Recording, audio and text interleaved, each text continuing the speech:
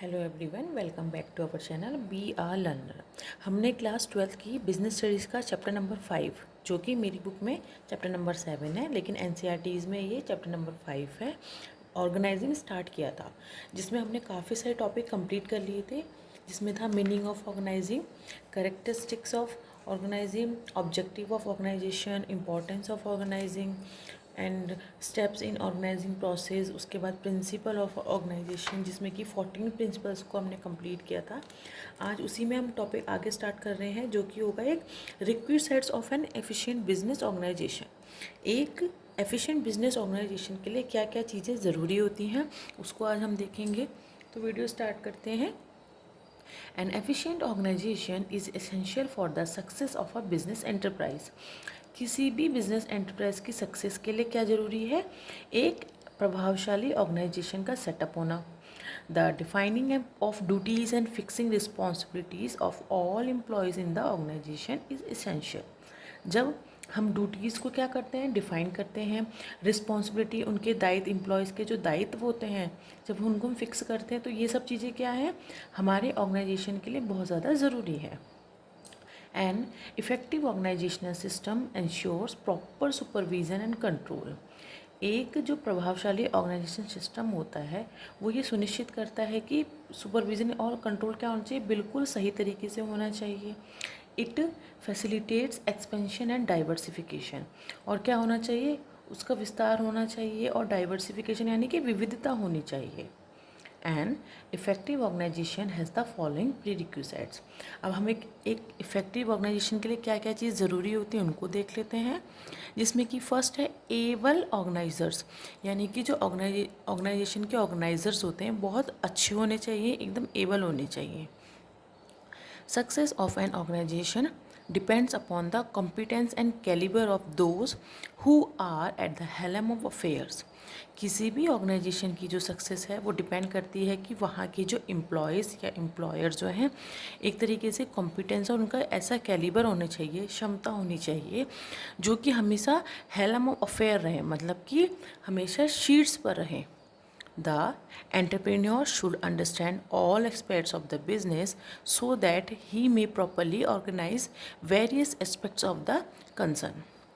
अगर हमारा जो एंटरप्रेन्योर है बिज़नेस का, वो बिज़नेस के सारे पहलू को समझता हो, अच्छे से जानता हो, जिससे कि क्या होगा, जितने भी हमारे वेरियस एस्पेक्ट्स होंगे उसको प्रॉपरली वो क्या कर सकेगा, ऑर्गेनाइज कर सकेगा। A well-defined organizational setup will be helpful in smooth running of the business. एक अच्छा ऑर्गेनाइजेशनल सेटअप क्या करता है, बिजनेस को अच्छी ढंग से चलाने के लिए बहुत हेल्पफुल होता है। The person at the top should be well versed with everything. जो भी पर्सन हमारे बिजनेस में या हमारे एंटरप्राइज के टॉप लेवल पे बैठे होते हैं, उन्हें वो सब चीज़ों से वो क्या होते हैं, एक तरीके से वाकिफ़ होते हैं, सब चीज़ें पता होती हैं।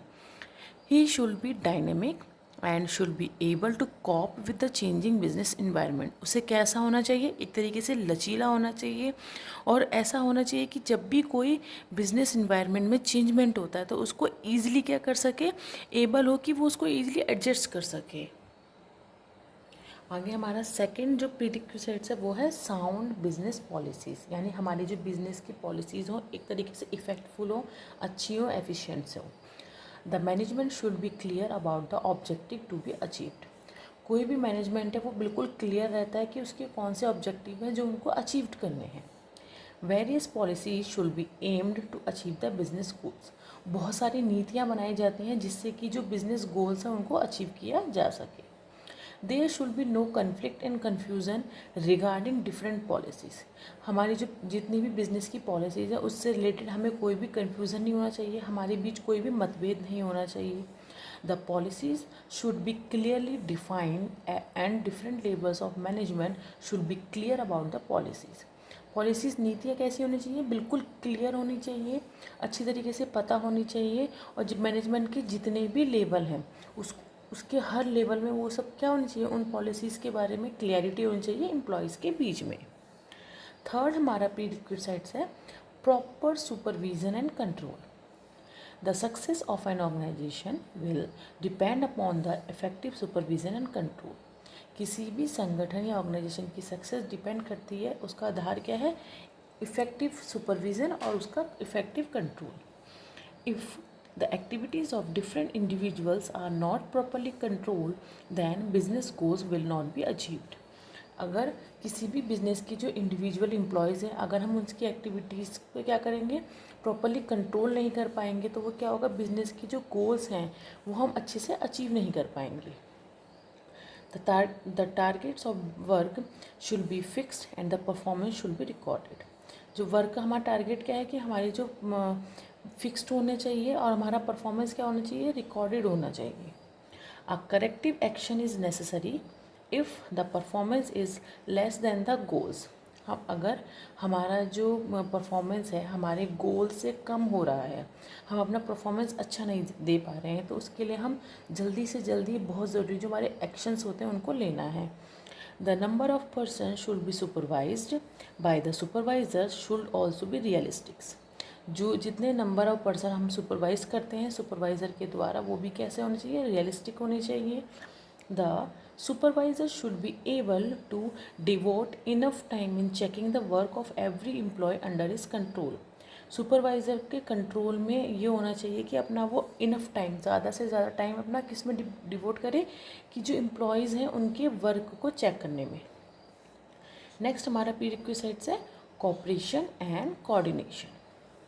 It is necessary to get the cooperation of everybody in the organization to make it a success।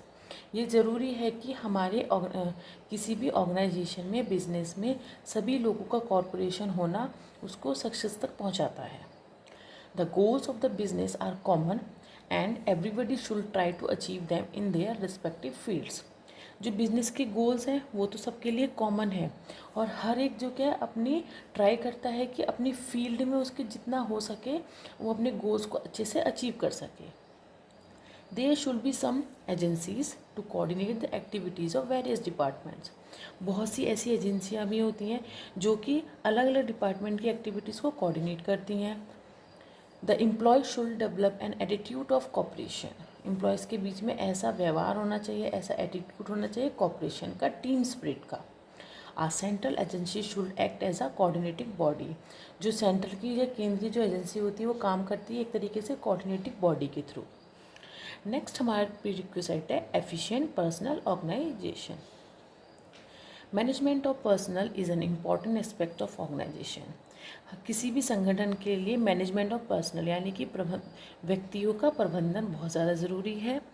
Proper personnel organization is necessary for enabling all persons to optimize their contribution towards realizing the corporate objective. अब organization में ये ज़रूरी है कि जितने भी हमारे लोग पर काम करते हैं कि उनका जो कंट्रीब्यूशन हो एक अपने गोल्स को अचीव करने के लिए, वो कैसा हो, शुड बी टू कि एकदम से कॉर्पोरेटिव ऑब्जेक्टिव हो, कि एक साथ मिलके काम करें और ऑप्टिमाइज हो कि अच्छे से उसका मैक्सिमम यूज़ हो। Personnel organization includes recruitment, training, job evaluation, merit rating and fixing of remuneration. अब पर्सनल ऑर्गेनाइजेशन में क्या क्या इंक्लूड है, रिक्रूटमेंट होना, ट्रेनिंग मिलना, job evolution, merit rating and fixing of the remuneration. Remuneration यहाँ पे क्या है, वेजेस या incentives. Working condition should be improved so that workers are encourage to work more efficiently and have job satisfaction. अगर किसी business की जो conditions हैं वो अच्छे से इम्प्रूव की जाएंगी, अच्छी कंडीशंस रखी जाएंगी, तो वर्कर्स क्या होते हैं, एनकरेज होते हैं, मोटिवेटेड होते हैं अपने कार्य के लिए, और वो अपना कार्य बहुत एफिशिएंटली पूरा करते हैं, और उनसे क्या होता है, उनकी जॉब को उनके लिए संतुष्टिकरण हो जाता है। लास्ट हमारा प्रीरिक्विजिट है capacity for business expansion. The organization should be elastic to enable expansion and diversification of the business. Organization ऐसा लचीला होना चाहिए, इस तरीके से होना चाहिए कि बिज़नेस की जितना भी विस्तार है या उसकी विविधता है वो अच्छे से इनेबल, सक्षम कर सके, सुनिश्चित कर सके। द प्रोडक्शन में be raised in the same line और मोर प्रोडक्ट्स में बी एडिड। प्रोडक्शन क्या होना चाहिए, बढ़ेगा कि हम उसी लाइन में या तो सेम प्रोडक्ट रखें या कुछ और प्रोडक्ट्स को उसमें एडिट कर दें। The organizational structure should be such that it allows increase or decrease of production। Organizational structure हमारा इस तरीके से होना चाहिए, या संगठनात्मक जो हमारी संरचना ऐसी होनी चाहिए कि प्रोडक्शन का जो इंक्रीजमेंट हो या डिक्रीजमेंट हो, दोनों को वो अलाउ करे। As the case may be without disturbing the whole organization, मतलब पूरे संगठन को डिस्टर्ब किए बिना। If some change in production and sales require change in organizational setup, it will discourage the growth of the enterprise. अगर production में यह जो हमारे सेल्स में ज़रूरी है कि हम कुछ चेंज करें, ऑर्गेनाइजेशन सेटअप में चेंज करें, तो उससे क्या होगा, हमारी जो एंटरप्राइज की ग्रोथ है वो क्या करेगी, एक तरीके से डिस्करेज हो जाएगी। तो ये था हमारा आज का वीडियो, जिसमें कि हमने देखा है prerequisites of an effective business organisation.